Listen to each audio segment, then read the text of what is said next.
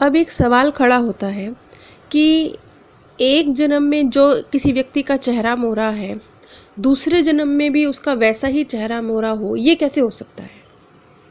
काफ़ी कुछ तो इस विषय में मैं पिछली कड़ी में एक्सप्लेन कर चुकी हूँ।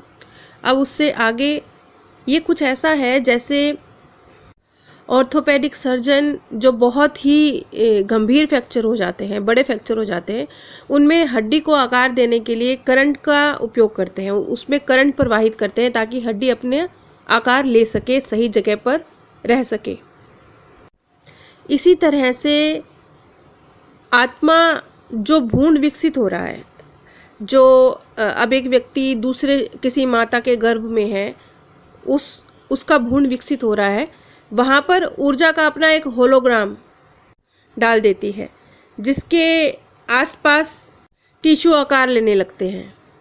और ये जो होलोग्राम है, ये जो ऊर्जा के टेम्पलेट हैं, ये ना सिर्फ एक मिलता जुलता शारीरिक स्ट्रक्चर, फेस की जो विशेषताएं हैं उन्हें दूसरे व्यक्ति में ट्रांसफ़र करती हैं, बल्कि एक विकासशील जो शरीर है, जो भ्रूण है, जो अभी बन रहा है, उसके अंदर सिर्फ ये जो ऊर्जा के होलोग्राम है सिर्फ एक शारीरिक बनावट ट्रांसफ़र नहीं कर रहे, इसके साथ साथ जो मस्तिष्क की जो जानकारी है, जो उसकी प्रतिभा है जो वो अपने पास्ट बर्थ से लेकर आया है, वो भी डाउनलोड होती है उस भ्रूण के अंदर।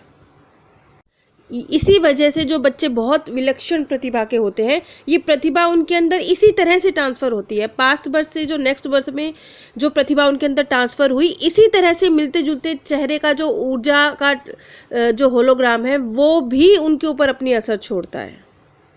बेशक एक आनुवंशिकता भी अपनी भूमिका तो निभाती ही है। अब वो जिस माता पिता के घर में जन्म ले रहा है, उनके चेहरे मोहरे का, उनके जो उनकी नस्लीय पहचान है, वो भी ट्रांसफ़र होगी, वो भी एक रोल प्ले करेगी। ऐसा समझ लीजिए ये दोनों का मिक्सचर है। ये पास्ट बर्थ से जो ऊर्जा का होलोग्राम है वो, और जो अब इस बर्थ में आनुवंशिक अपने माता पिता से मिला है वो, ये उन दोनों की आपसी बातचीत है, ये उन दोनों का मिक्सचर है। और यही किसी व्यक्ति के जो उसके पास्ट बर्थ से मिलते जुलते शरीर होते हैं, उसकी वजह बनते हैं। अब एक व्यक्ति जिस जाति में जन्म ले रहा है, उसके पास उस जाति से मिलती जुलती जो शारीरिक विशेषताएं हैं वो तो होंगी ही, लेकिन कुछ विशेषताएं जैसे चेहरे मोहरे की कुछ हिस्से पास्ट बर्थ से नेक्स्ट बर्थ में एक जैसे होंगे। मैं इस तरह की कुछ रियल पिक्स आप लोगों के साथ शेयर कर रही हूँ जिसमें मिलते जुलते चेहरे रहे हैं, और पास्ट बर्थ से और जो उन लोगों के जो रीबर्थ हुए हैं उसमें उनके चेहरे मिलते जुलते रहे हैं, जैसा कि हम एंजेलिना जोली के केस में भी समझ रहे थे। अब इस चीज़ को साइंटिफिकली समझने की कोशिश की गई। जैसे एक बच्चा जिसका एक्सीडेंट में निधन हुआ, उसकी माता ने उसकी बुक्स कॉपीज़ को संभाल के रखा हुआ था।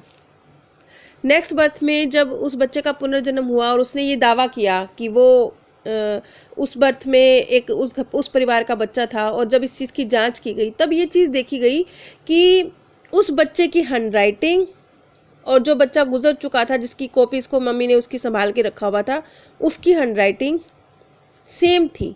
जब हैंडराइटिंग एक्सपर्ट ने इसे चेक किया तो इन्होंने कहा कि ये एक ही व्यक्ति द्वारा लिखी गई हैंडराइटिंग है। इसी तरह से जो चेहरे की पहचान करने वाले सॉफ्टवेयर हैं, वो भी इन समानताओं को भाप लेते हैं कि पास्ट बर्थ में जिसकी चेहरे की जो समानता थी, नेक्स्ट बर्थ में जो व्यक्ति ये दावा करता है कि मैं उसका रीबर्थ हूँ, उसके चेहरे की जो समानताएं हैं उसे ये सॉफ्टवेयर पहचान लेते हैं। अब ये मत समझिएगा कि बिल्कुल हूबहू वही व्यक्ति पैदा हो रहा है। इस चीज़ को मैं पिछली कड़ी में भी एक्सप्लेन कर चुकी हूँ। इसलिए जब आपके मन में ये सवाल आए कि मैं क्या कह रही हूँ, क्या मैं ये कह रही हूँ कि हूबहू व्यक्ति उसी शक्ल सूरत का होता है, तो एक बार पिछली कड़ी देखिएगा, आपको आपके सवाल का जवाब मिल जाएगा। अब आत्मा के जिस शरीर की यहाँ पे बात हो रही है, ऊर्जा के जिस होलोग्राम की यहाँ पर बात हो रही है, ये जो इंस्ट्रूमेंटल ट्रांस कम्युनिकेशन है, इसके थ्रू इसे समझा जा सकता है। जैसे कि हम अभी पिछली कुछ कड़ियों में मैंने शॉर्ट्स भी इस तरह के बनाए थे जिसमें मैंने ये बताया था कि टेलीफोन के माध्यम से या टीवी पर अपनी छवि प्रतिबिंबित करके इस तरीके से आत्माओं ने कम्युनिकेट किया है। इसे ही इंस्ट्रूमेंटल ट्रांस कम्युनिकेशन कहते हैं।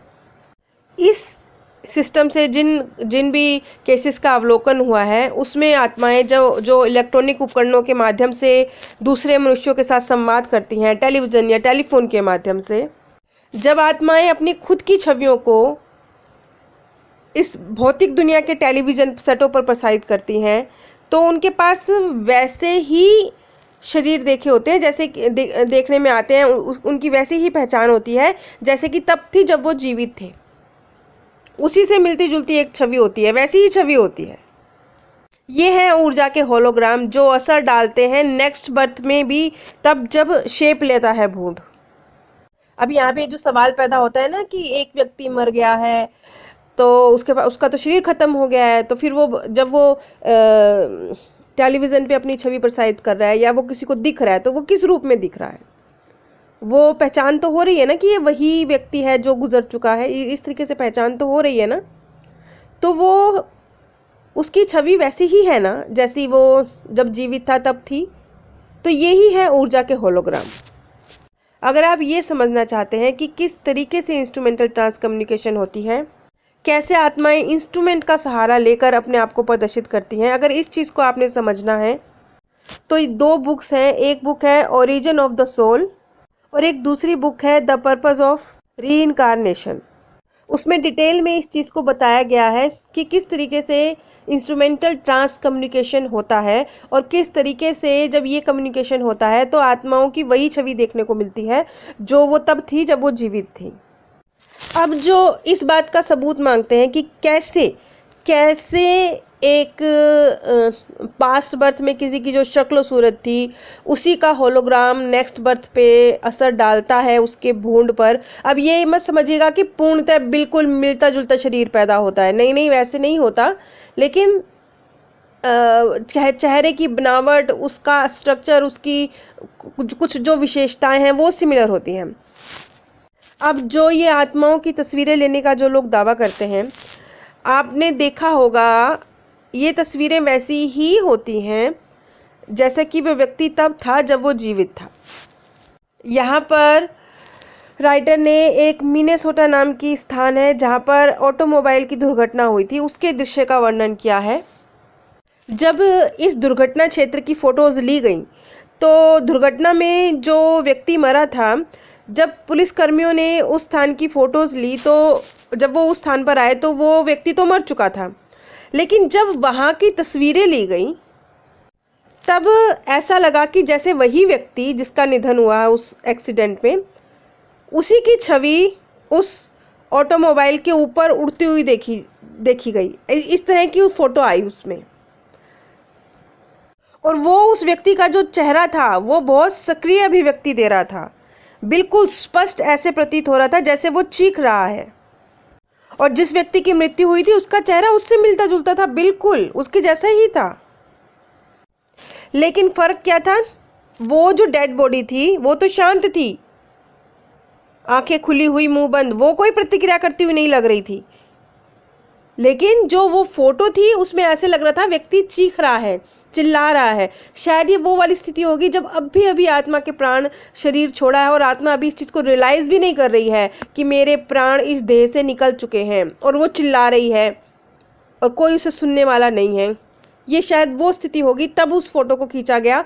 तो उस फोटो में जहाँ नीचे वो व्यक्ति मृत पड़ा हुआ है, ऊपर वो व्यक्ति ऐसे जैसे कि उड़ती हुई सी पोजीशन में है और चिल्ला रहा है। अब ये तो एक सबूत की तरह है क्योंकि वो फ़ोटोज़ खींची गई, उन फ़ोटोज़ में वो छवियाँ आईं, वो फ़ोटोज़ आईं, तो ये तो ये चीज़ तो एक सबूत की तरह है कि किस तरीके से ऊर्जा के होलोग्राम असर डालते हैं। अब ये मत समझिएगा कि बिल्कुल मिलते जुलते चेहरे के साथ ही वो व्यक्ति पैदा होगा, सिर्फ कुछ एक विशेषताएं होंगी, कुछ प्रतिशत वो चेहरा मिलता जुलता होगा, कुछ भाव, कुछ बनावट, कुछ फेस कट वैसा होगा। जिस तरीके से प्रतिभाएं ट्रांसफ़र होती हैं उसी तरीके से हल्की सी ये चेहरे की छवियां भी ट्रांसफ़र होती हैं। आपको अगर ये तस्वीरें देखनी हैं, क्योंकि ये विशेष युवक की जो तस्वीरें हैं ये भी आपको इसी साइट पे मिलेंगी, ये है reincarnationresearch.com। ये आप इस वेबसाइट पर जाकर स्पिरिट कम्युनिकेशन एंड घोस्ट इस श्रेणी में आपको ये फ़ोटोज़ मिल जाएंगी। उन फोटोज़ को देखने के बाद आप खुद इस चीज़ को समझ सकते हैं, जो कि रियल फ़ोटोज़ हैं, जो एक्सीडेंटों के समय पर या किसी व्यक्ति की जब मृत्यु हुई है उस समय पर खींची गई हैं। आपके किसी स्वर्गीय प्रियजन का रीबर्थ हुआ है या नहीं हुआ है, इस चीज़ को पहचानने की जो ये कड़ी चल रही है उसमें तो ये कुछ पॉइंट्स हैं, लेकिन और भी बहुत सी बातें होती हैं जो मिलती जुलती हो सकती हैं। कुछ एक जीवन चिन्ह हो सकते हैं जो जन्म चिन्ह की तरह साथ में होते हैं। इनके बारे में हम अगली कड़ी में समझेंगे। इस तरीके से हम अंदाज़ा लगा सकते हैं कि यदि हमारे प्रियजन का रीबर्थ हुआ होगा तो वो किस तरह के रूप के साथ हो सकता है। नीचे डिस्क्रिप्शन बॉक्स में मैंने आप सभी के साथ अमेज़ोन का लिंक शेयर किया है। अगर आप इस लिंक के माध्यम से कुछ भी परचेज़ करते हैं तो बिना कोई आर्थिक नुकसान उठाए आप इस ज्ञान के प्रसार में सहयोग दे सकते हैं। इसके साथ ही नीचे डिस्क्रिप्शन बॉक्स में ही आपको मेरे second channel path of happiness का लिंक भी मिलेगा, जिस पर सेम सोल मैनी बॉडीज़ की सीरीज़ चल रही है और मैनी लाइफ मैनी मास्टर्स की सीरीज़ ख़त्म हो चुकी है। अगर आप ये सीरीज़ सुनने के इच्छुक हैं तो कृपया मेरे सेकंड चैनल पर एक बार ज़रूर विज़िट कीजिए। आप सभी पे परमात्म सौंदर्य, प्रेम और आनंद सदैव बरसता रहे। आप सभी दिव्य परम धाम में स्थान प्राप्त करें।